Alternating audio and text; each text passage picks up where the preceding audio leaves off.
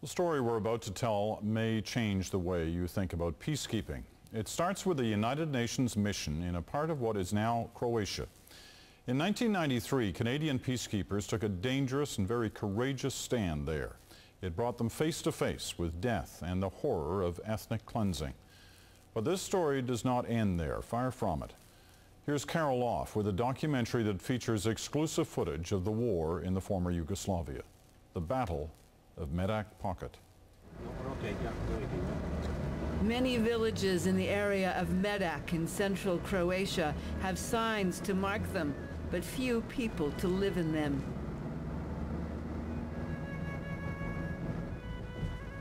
This woman here did all our laundry. Tyrone Green and Mike Spellin are driving back into a nightmare they lived 9 years ago when they were Canadian peacekeepers serving in Croatia, when they last drove this country road and confronted the darkest, most evil side of war. There's a clearing. This is where we found the first body, and it was the woman that was taken out in the center of the field, where they just covered with light shadow of mud. There's a little slough out there. I took pictures of all the ones that we found in our area, and the reason I did that is for some son of a bitch that wouldn't say this never happened. I mean, I was...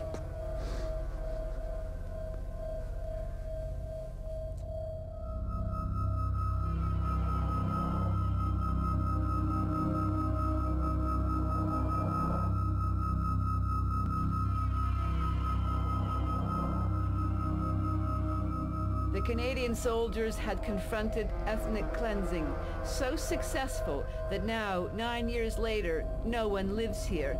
No one came back.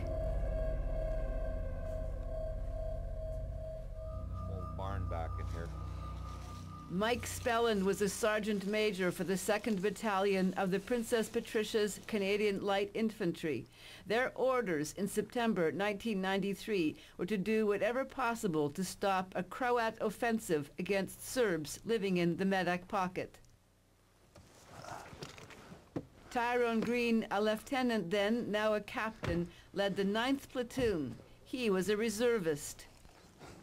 Almost half the Canadian battle group here at the time were also in the reserves.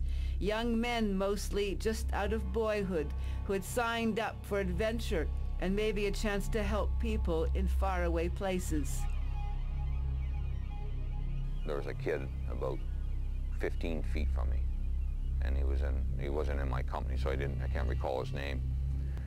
But I remember looking at him, he was just staring, and I remember trying to talk to him. I was getting no response. And I mean, it was quite obvious that these guys had seen enough by this point. What the Canadian soldiers did and saw here 9 years ago is one of the most important and yet untold stories in peacekeeping history. Tyrone Green and Mike Spellin agreed to come back to Croatia with us to tell the story of Medak Pocket and how it marked the men and women of the PPCLI forever. There it is. Tyrone takes us to his former base. They called it Medak House. His platoon moved here in August 1993 as part of the UN Protection Force, UNPROFOR. They were to patrol and protect this area, but they found it extremely unstable. Croat and Serb armies were locked in a ceasefire that threatened to break at any moment. Medak House tried to create a sense of security. The weeks leading up to this whole time, we've been out in the pocket, visiting people, getting to know the locals, employing some of the locals as translators, and we had locals bringing us bread. Coming down to do laundry. There was a little bit of loyalty towards the people as well. We'd adopted a whole bunch of the children coming in every day to play volleyball with the soldiers. You know, we had dogs, we had cats. Medak is in an area called Krajina. When Croatia declared its independence, the Serbs claimed the Krajina as their own republic. Serb soldiers ethnically cleansed Croats from Krajina and then held their ground until September 1993, when the Croats attacked Medak Pocket. Nothing would stop them, not even UNPROFOR. our UN flags were on antennas that were tied down. And so when the first time we got fired, as we were just breaching through the Serb lines to come out, we thought, well, maybe they don't really notice it's UN. So we let the antennas go up to show the flag. And UN flag. Yeah, and we received more fire. So we decided, well, we got this big flag that was like the size of a bed sheet that we had flying above the Medak house. We'll put that up. And then there's not going to be any way that they're not going to know it's UN forces. So we did that and put the big UN flag up. And then we started taking anti-aircraft fire in the direct roll. So they knew it was UN, and we were trying to push forward. The Canadians were in the middle of a major Croat offensive, masterminded by the highest leadership, Generals Rahim Ademi and Janko Bobetko. The Croats had a legal claim to the Krajina, but later indictments against the Croat generals state that they plotted to ethnically cleanse Serbs from this area. In 3 days, the Croats took Medak Pocket. UNPROFOR's record of standing up to such attacks on UN-protected areas was dismal. The UN mission was on the brink of failure. In a rare act of defiance, the UN commander ordered the PPCLI to act. The Canadians were to wedge themselves between Croat and Serb forces and push the Croats back. They took up the order with gusto. Basically, we walked one armored vehicle out at a time, just walked out about 10 feet, took fire, waited a couple seconds, walked it out a little bit farther, and eventually just showed to the Croatians that we weren't leaving. We were going to eventually get out in front of the Serbs and establish our positions. What followed was the biggest battle Canadian soldiers had confronted since the Korean War. PPCLI's Charlie Company fought a 16-hour continuous firefight against the Croats. The Croats later claimed the Canadians had killed or wounded 27 of their soldiers. The UN began negotiating a ceasefire, but the Croats had already started their next phase. By that time, their forces had now come down from the mountains and now were sweeping through the Medak Pocket, which is just up in front of us here. And so they had to start scaling off their shelling to allow the ground forces now to start sweeping through and confronting the Serb forces and attacking villages and so on. Tyrone's company was in the best position to see what the Croats were doing, but he had no orders to stop them. We could now start observing a number of fires being started, and that was giving us clear indication that ethnic cleansing was occurring, and hence the sense of urgency for the UN to react.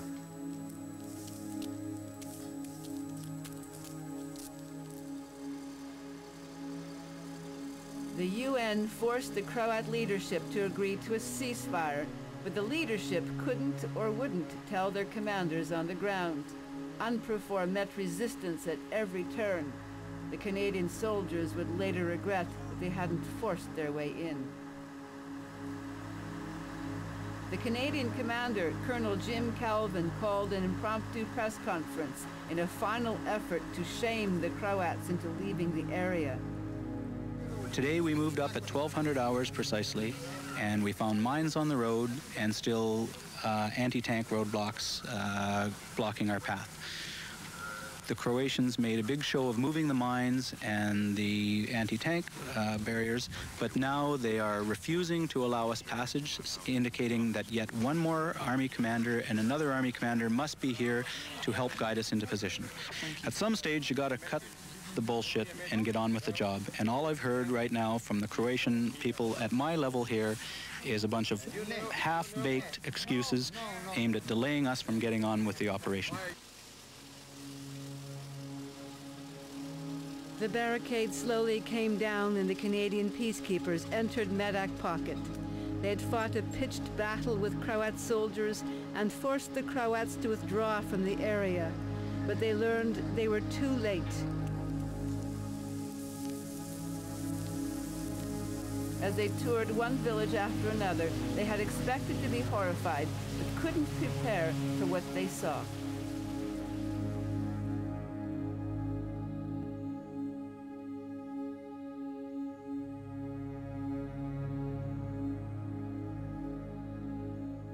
Lieutenant Colonel Craig King led what was called the sweep team. His job was to find survivors, to recover the dead, and to make a record of what happened. The first little hamlet that we came to was, we deployed the infantry out to form a cordon. We had the engineers go in to check for mines and to ensure that the structures were safe to enter.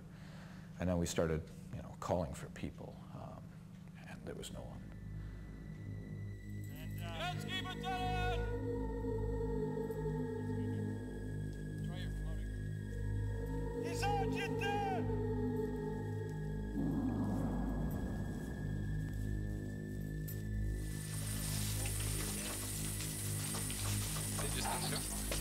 By nightfall, Craig King's sweep team found the first 2 bodies.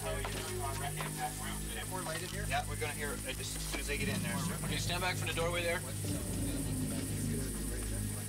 Basically, you can see the body skateboarding, legs. They were in a terrible state, and if you've ever smelled burnt flesh, you'll never forget it the rest of your life. And it was a very sad event taking them out of there. The body parts were sort of strewn about. This is we probably shouldn't talk about that. Yeah, give me a minute, will you? Okay. Sure.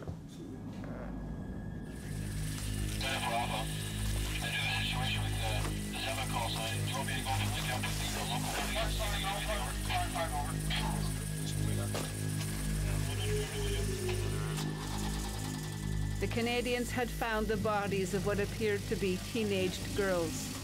At times, they had to douse them with bottled water to reduce the heat.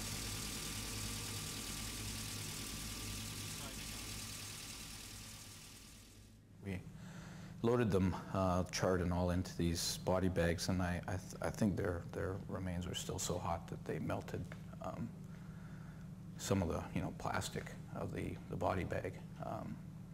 The guys were handling them with gloves and everything like that, and there were bits falling off as we were loading them in. It's just, God, it was horrific. My driver used a whisk broom and a scoop that we had in the Jeep to pick up some of the fingers and things like that. I mean, it was goddamn awful.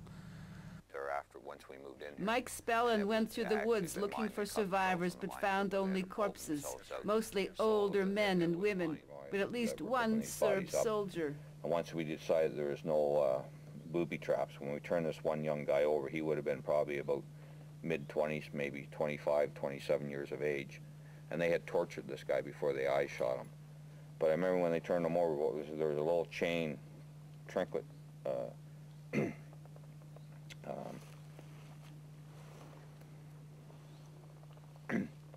The chain was running through his fingers.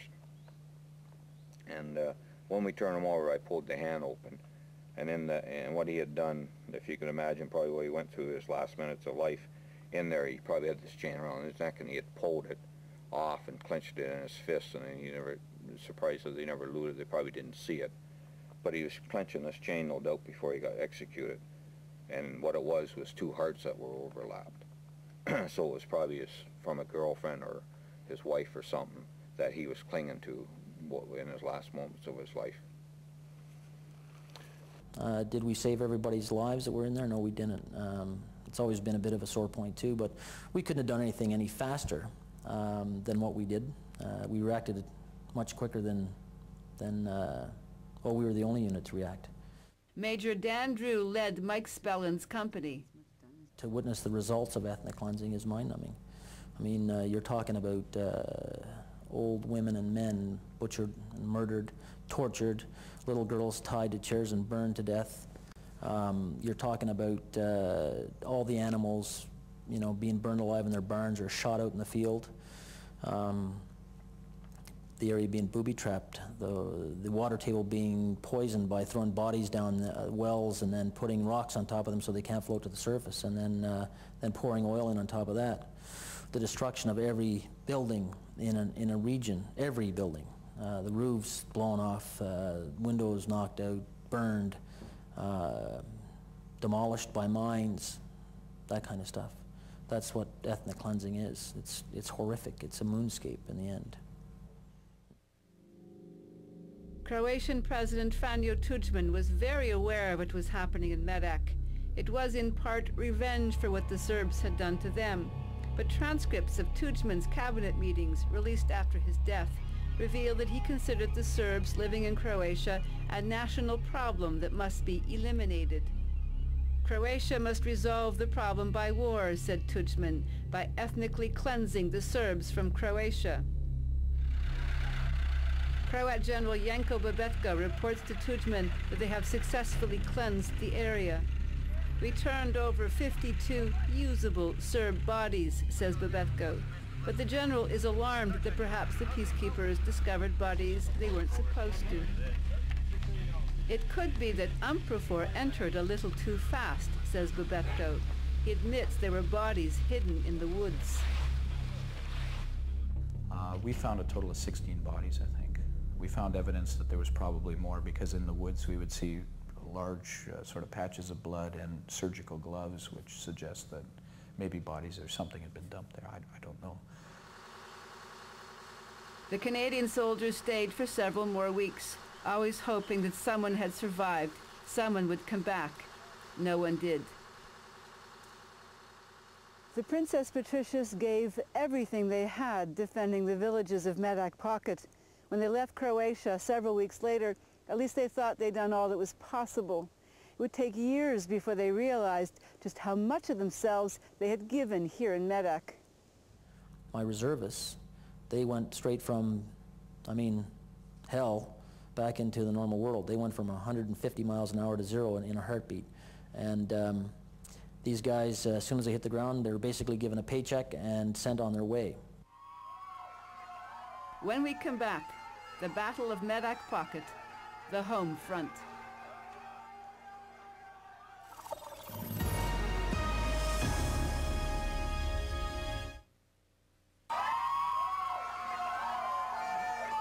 In October 1993, the 2nd Battalion of the Princess Patricias came home. They went from the scenes of a massive crime into the arms of loved ones in a flash. Many were scattered out across the country in a matter of hours and had little contact again. They couldn't compare notes or symptoms. But soon after, once the initial euphoria of being back in Canada wears off, then we start thinking a lot about what happened and what we saw, what we observed. How did it affect you? Sleepless nights, irritability, a sense of being very lethargic. I was, edgy. I was irritable. I was lacking patience. We have young children, and it was expressing itself in that way. And Mike Spellin soon ended his 25-year career as a soldier. I hit 25 and I just got out. One line or two it may concern. I'm giving my 30 days notice. And a lot of people were surprised because I'd be there to this day. But I had stuff going on with me I didn't know about. I was having nightmares. I wasn't sleeping properly, and I didn't realize at the time, but when I look back, I totally was disconnecting from my family. Canadian peacekeepers came home with war stories to tell. Stories of what they had done, what they had witnessed, and how it had changed them. They were stories both of courage and of horror, but they couldn't get much of an audience. Defense officials didn't want to hear what had happened in the Medak Pocket. In fact, quite the opposite. I believe there was a conscious choice in the senior leadership in the department at that point in time to, in a sense, sacrifice the long-term well-being of this group of people for the sake of the reputation and the image of the Canadian Forces at the time. Joe Sharp is a retired brigadier general formerly with the Canadian Air Force. He studied the effects of stress on soldiers who served in Medak Pocket. Sharp believes the Defense Department wanted to keep the story of Medak Pocket a secret from Canadians. The fact that the Canadians rescued the UN mandate in Croatia was something that Canadians back here were never ever made aware of. It's a source of tremendous pride, or ought to have been, to the country. But instead, I think we ended up with some of our bureaucrats deciding that, no, Canadians probably aren't well enough informed to understand this. It's better not to let them know, because the headline would read, Canadian soldiers kill Croat forces or Croat citizens, because these folks were a bit of an irregular army. And the danger of that is that that would just be a continuation of what had happened in Somalia. So let's not talk about it. The Princess Patricias had returned home right in the middle of a different controversy. The Department of National Defense was trying to do damage control over another peacekeeping mission that had gone horribly wrong. Canadian airborne soldiers had tortured a Somali teenager to death. The Somali inquiry cast a pall over the entire Canadian forces, and for years there was nothing that we could do that was right or good. And certainly I think we began to reap the benefit of that as soon as we got off the airplane. I mean, you know, our families were happy to see us, but you know, in Edmonton when we go away now, people have, you know, yellow ribbon campaigns, and there's you know, people lining the streets when we come back, and flag waving and all the rest of that stuff. Back in those days it was like, okay, get off the plane and you know, meet up with your wife and kids and you know, see you later. So in the end, I think it was a conscious decision to basically walk away from this and let these guys come back and carry on, and hopefully it'll go away and nobody will notice. But this man wanted the Defense Department to notice. Matt Stopford had been part of the Medak operation. As years went on, he found that his body was breaking down. He was going blind in one eye, and his body was in chronic pain. Stopford wanted the department to find out why. Joe Sharp was appointed by the Department of National Defense to investigate Stopford's illness. It was 6 years after the events in Medak. Initially, they thought the problem might be toxic material in the soil used to fill sandbags in Croatia. The inquiry would find the answer wasn't that simple. So many soldiers were ill. Mike Spellin knew there was something wrong with him. He got his best chance to find out what it was when he was asked to be part of the inquiry. And when I got the phone call, Colonel Marsh said, you know, we need an answer by tomorrow, and I gave it to him right away. I said, I'll give it to you now. I said, yeah, I'll be a member on the board, because I know my concern was I knew these guys that were sick. They had digestive problems, they had joint problems, they had sleeping problems, they were having difficulty with anger management and vision problems, memory problems. It started, as soon as a guy sat down and started talking, we knew he was going to tell us he was having digestive problems, that he hadn't had a solid bowel movement, for example, since he'd come back from Croatia. In the course of the inquiry, the story of Medak Pocket came to light for the first time. As it did, it exposed the fallacy of peacekeeping. In the 1990s, for soldiers in blue berets, there was often no peace to keep. Canadian soldiers faced combat and witnessed atrocities, and the Canadian public knew almost nothing about it. The Sharp inquiry took 6 months and was never able to find a physiological source of Stopford's or anyone's illness. But the Defense Department got its first glimpse of a growing problem, an epidemic of post-traumatic stress disorder in the Canadian forces. So what did you conclude as to why these people were sick? We concluded that primarily it was probably a result of psychological injury, stress, operational stress injury, PTSD, in the vast majority of cases. While in Croatia, Mike Spellin was looking for a family that had been most special to him. On our last day, Mike finds another family that he knew. He hopes they have news. I was Canadians in '93 on the hill. Sjećate se kad su bili Kanađani tu? Znam, sjećam. Svuda si dao smo vodu. Sergeant Major, give you water. Yeah. Sjećam se sad, Yeah. Ajte unutra. Ajte unutra.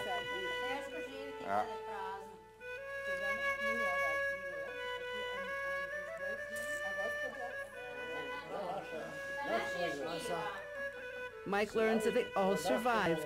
They fled before the offensive began. You know, our worst fears was that they met the same tragic that people did in Medak pocket. So for me to come over here and find out that the one family's still living there and they confirm that the other ones are alive meant quite a bit to me.